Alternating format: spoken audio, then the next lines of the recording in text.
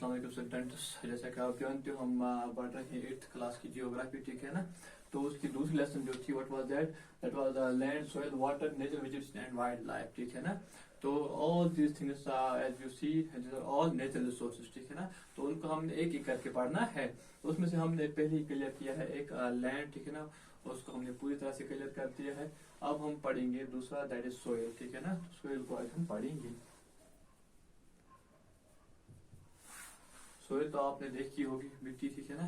ये क्या होता है? Thin layer of greenish substance, ठीक है ना, covering the surface of the earth. Thin layer of greenish substance covering the surface of the अर्थ।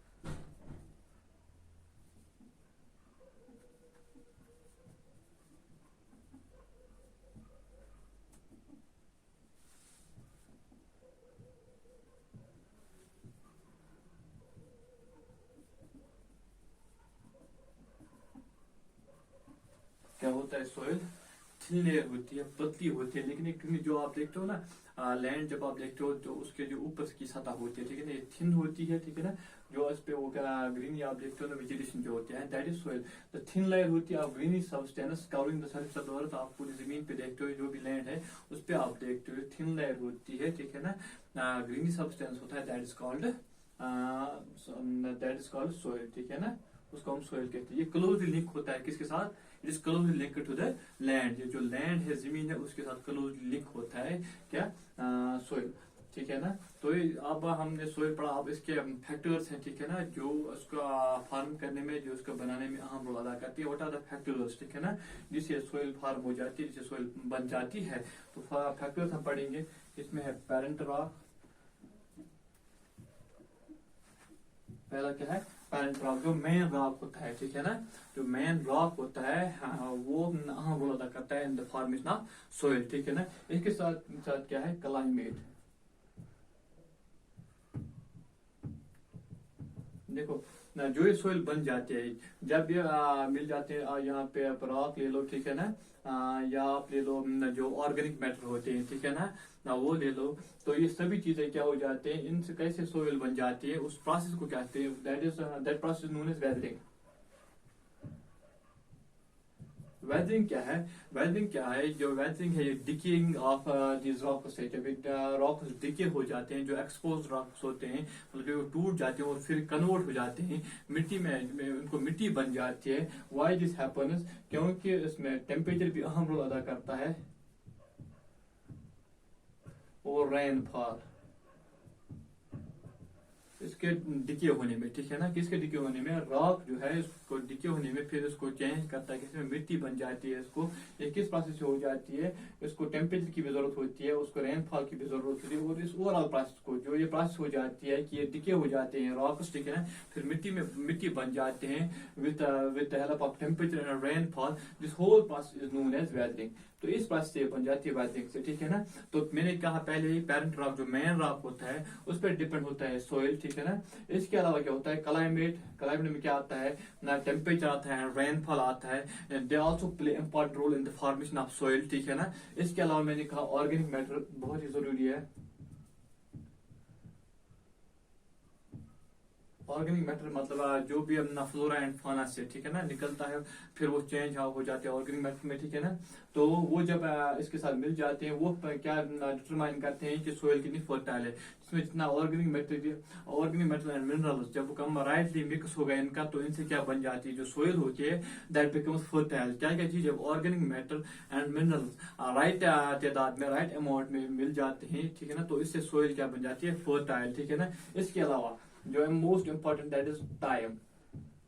क्योंकि 1 सेंटीमीटर ये अपना सोइल बनने के लिए it took hundreds of years. कितने साल लग जाते हैं? 1 सेंटीमीटर सोइल बनने के लिए 100 साल लगते हैं। कितने लगते हैं? हंड्रेड्स ऑफ ईयर्स, ठीक है ना। तो यहाँ पे टाइम बहुत इंपॉर्टेंट है। जितना टाइम ज्यादा लगता है उतनी सोइल जो हो वो थिक होगी, ठीक है ना। जितना टाइम कम लगता है उतनी सोइल क्या होगी? वो थिन होगी, ठीक है ना। तो यहाँ पे क्या है, देखो अब सोइल आपने पढ़ा। सोइल क्या है? Thin layer of green substance होता है, वो क्लोजली लिंक होता है लैंड के साथ, ठीक है ना। वो डिपेंड करता है लैंड फॉर्म कैसे होगी। Land form different are there, plateaus, plains, ठीक है ना। तो वो उस पर डिपेंड करता है किस किस्म की सोइल होगी, ठीक है। ठीक है ना। फिर फॉर्मेशन ऑफ सोइल, मैंने कहा सोइल फॉर्म जो होता है उसके लिए कौन से फैक्टर्स इंपॉर्टेंट है, ठीक है ना। देयर जो है parent rock means main rock जो होता है उस पर डिपेंड करता है। Then the climate very important है, क्योंकि जब वेदरिंग प्रोसेस हो जाती है, वेदरिंग प्रोसेस क्या है, ये जो क्या हो जाता है, जो रॉक्स होते हैं, जो एक्सपोज रॉक्स होते हैं, जब वो डिके हो जाते हैं फिर कन्वर्ट हो जाते हैं मिट्टी में with the help of this temperature and rainfall, ठीक है ना। इसके साथ ऑर्गेनिक मैटर ऑर्गेनिक जो मैटर्स होते हैं वो भी इसके साथ मिल जाते हैं। तो ये इंपॉर्टेंट है, इस प्रोसेस को कहते हैं वेदरिंग, ठीक है ना। तो जो सोइल बन जाती है इसमें टाइम लगता है, तो टाइम ऑल्सो इंपॉर्टेंट है। जितना टाइम ज्यादा लगता है उतना सोइल क्या होगी, थिक होगी, ठीक है ना। और जितना राइट मिक्सचर होगा किसका, ऑर्गेनिक मैटर का एंड मिनरल्स, ठीक है ना, तो इससे क्या बन जाती है, सोइल फर्टाइल बन जाती है, ठीक है ना। This was soil and the formation of soil. अब देखेंगे सोइल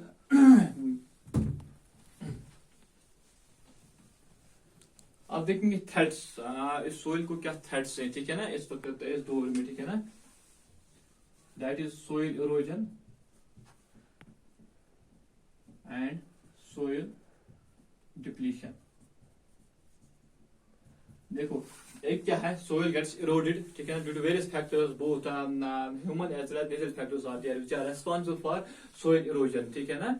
इसमें दोनों फैक्टर्स रिस्पांसिबल है, whether they are man made और natural factors, both are responsible for soil erosion, ठीक है ना। इसके अलावा सोइल गेट्स डिप्लीटेड, ठीक है ना, उसमें वो फर्टिलिटी नहीं रहती है ड्यू टू वेरियस रीजंस, ठीक है ना। तो ये भी एक थ्रेट है किस चीज के लिए, सोइल के मतलब जो ये भी एक थ्रेट है सोइल के लिए, ठीक है, मिट्टी के लिए।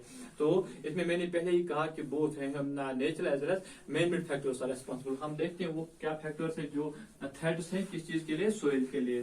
पहली है deforestation,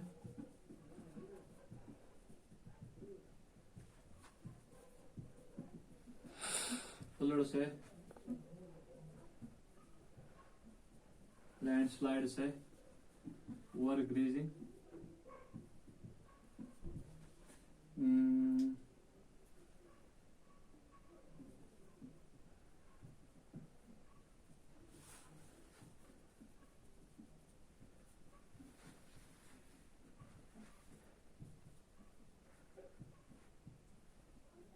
these are certain factors which are responsible for soil depletion और soil erosion, ठीक है ना। तो पहले क्या है, डिफॉरेस्टेशन। मैंने पहले ही कहा कि जितने हम दरख्त ज्यादा लगाएंगे तो सोइल इरोड नहीं होगा, लेकिन जब हम दरख्त उनका बेतहाशा कटाव करेंगे, ठीक है ना, क्योंकि उनकी जो रूट्स होते हैं वो क्या रखते हैं, मिट्टी को जकड़ के रखते हैं, तो ये इरोड नहीं होता है। लेकिन जब हम फॉरेस्ट को काट देते हैं तो ऑब्वियसली क्या होगा, जो सोइल होगी वो क्या हो जाएगी, इरोड हो जाएगी, ठीक है ना, ड्यू टू रेन और फ्लड्स, ठीक है ना। तो ये एक फैक्टर है डिफॉरेस्टेशन। सेकंड में जब फ्लड्स आ जाते हैं तो वो डेफिनेटली क्या सोइल को इरोड करते हैं, ठीक है ना।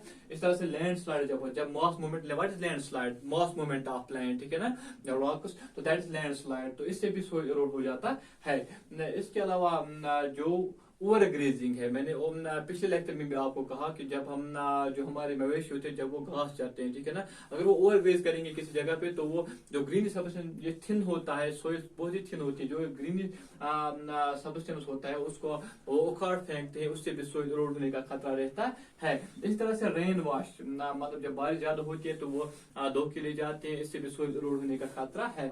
अगर हम ओवर यूज करेंगे, पिछले लेक्चर में हमने कहा कि हमने अगर लैंड को डिग्रेड होने से बचाना है तो हमने राइट मिक्स करना है फर्टिलाइजर्स एंड मैन्यूअर्स, ठीक है ना, उसकी तादाद ज्यादा नहीं होनी चाहिए, ओवर यूज नहीं करना है, ठीक है ना। Over use of chemical fertilizers और पेस्टिसाइड्स है, दैट शुड बी लिमिटेड, हमें लिमिटेड तादाद में फर्टिलाइजर्स का भी इस्तेमाल करना है या पेस्टिसाइड्स का भी। उसका ओवर यूज अगर हम करेंगे तो दैट डिप्लीट्स दिस सोइल, उससे सोइल क्या हो जाता है, डिप्लीट हो जाता है, ठीक है ना, सोइल की क्वालिटी खत्म हो जाती है अगर उसमें हम क्या करेंगे, ओवर यूज ऑफ करेंगे किसका, केमिकल फर्टिलाइजर्स का या पेस्टिसाइड्स का, तो इसका भी हमने ध्यान रखना है, ठीक है ना। तो ये क्या है, ये सर्टेन थ्रेड्स, ये थे थ्रेड्स टू आवर सोइल। तो जो अब हमने सीधी सी बात है, जब हमने थ्रेड्स पढ़े हैं कि सोइल के थ्रेड्स क्या है, मतलब सोइल कैसे इरोड हो जाती है, सोइल कैसे डिप्लीट हो जाती है, ठीक है ना, तो वो हमने पढ़े।